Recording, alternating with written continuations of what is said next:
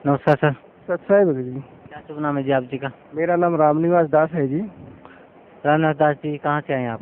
रेवाड़ी से, गांव पदैयावास से आया हूँ जी। सर, परम संत सतगुरु रामपाल जी महाराज की शरण आने से पहले आप कौन सी भक्ति करते थे? सर, परम सतगुरु तत्वदर्शी संत रामपाल दास जी शरण में आने से पहले मैं अन्य देवी देवताओं की पूजा करता था और उनकी साधना करता था, और उससे सबसे ज़्यादा तो मैं शिव भोले को ही मानता था। सर, सभी देवी देवताओं की आप भक्ति करते थे और सबसे ज़्यादा आप भोले जी को मानते थे, तो उस भक्ति का आपको क्या लाभ मिलता था? उससे जी मेरे को भगत जी कुछ लाभ नहीं मिल पाया। मैं वैसे ही करता था, लेकिन लाभ तो मेरे को कुछ नहीं प्राप्त हुआ। मेरे को नुकसान ही नुकसान होता जा रहा था। सबसे अहम बात तो ये थी कि मेरे शादी 97 को 4 जून को हुई थी। उसके बाद के अंदर 1 साल बाद में ही मेरे मतलब जो मिसिज थी, भक्तमती थी, उनको ओपरा रोग लग चुका था। उस रोग के कारण मैं 15 साल तक दर दर की ठोकरें खाता हुआ भटकता था। जहाँ भी मैं काम करता था उनसे मैं सलाह लेता था। वो जैसे ही मेरे को बताते थे मैं जगह जगह उस जगह लेके जाता था, और जाने के बाद मेरे को कोई वहाँ से निष्कर्ष ही नहीं निकल पाता था। थोड़ा सा शांति मिलती थी, फिर जाते ही थोड़े दिन बाद फिर मेरे को के ना से खूब ज़्यादा से ज़्यादा परेशानी का सामना करना पड़ रहा था। सर,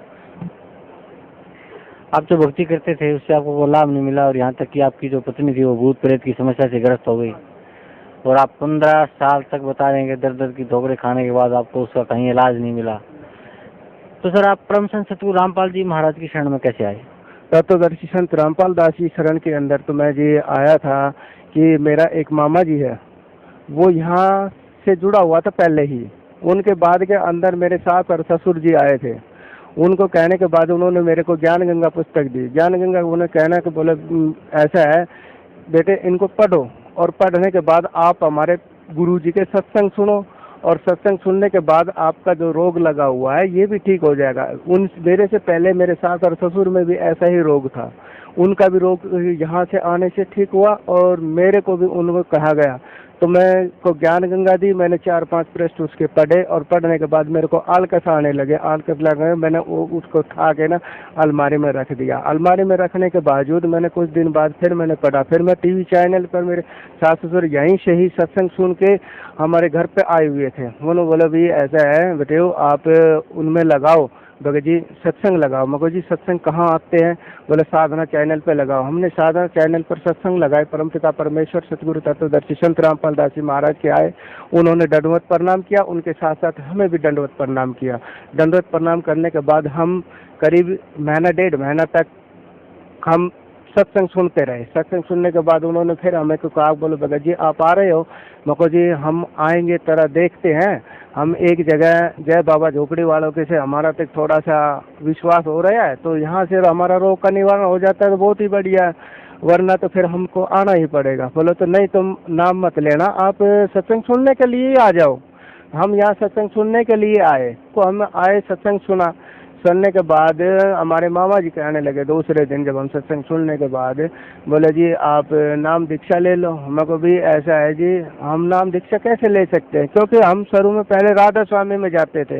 राधा स्वामी के क्योंकि हमारे अंदर रोम रोम में भरा तक भी 4-5 साल तक तो जाएंगे, तब तो हमारे को नाम मिलेगा। वैसे नाम कौन दे सकता है? और ये तो यहाँ तो पहले दफ़ा में नाम मिल रहा है।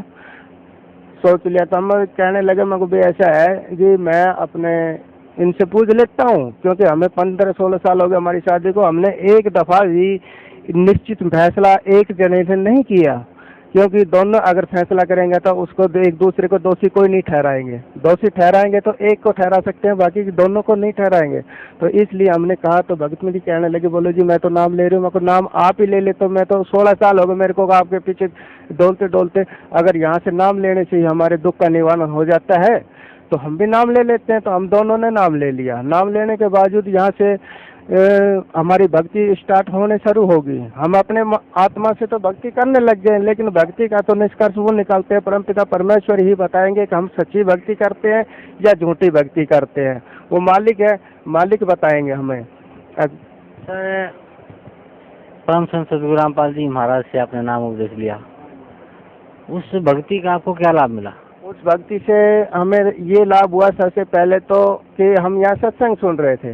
सत्संग सुनते सुनते हमारा एक छोटा बच्चा है, वो हमें यही कहने लगा, बोले कि पापा जी मैं नाम लूँगा, मेरे को नाम दिलाओ आप।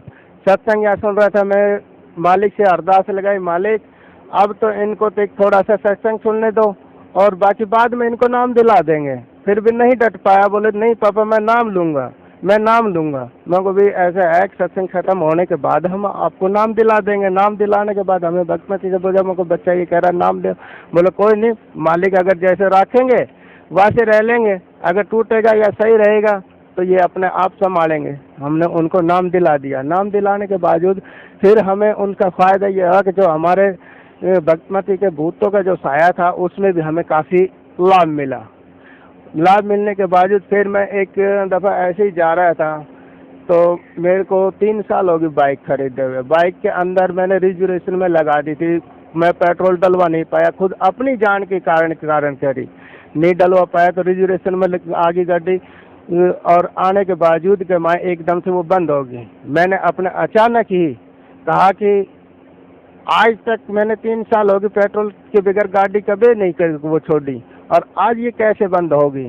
फिर मैंने एकदम तत्वदर्शी संत रामपाल दास जी महाराज का नाम लिया और किक लगाया। किक लगाते ही गाड़ी के नाम से बाइक जो मेरी थी वो स्टार्ट हो गई। पेट्रोल पंप तक मैं गया और उसमें बाद में मैंने पेट्रोल डलवाया, और बिना तेल के नाम से जब अगर गाड़ी चल सकती है, बाइक चल सकती है, तो रोग तो क्या, रोग का बाप वो भी ठीक होएगा यहाँ।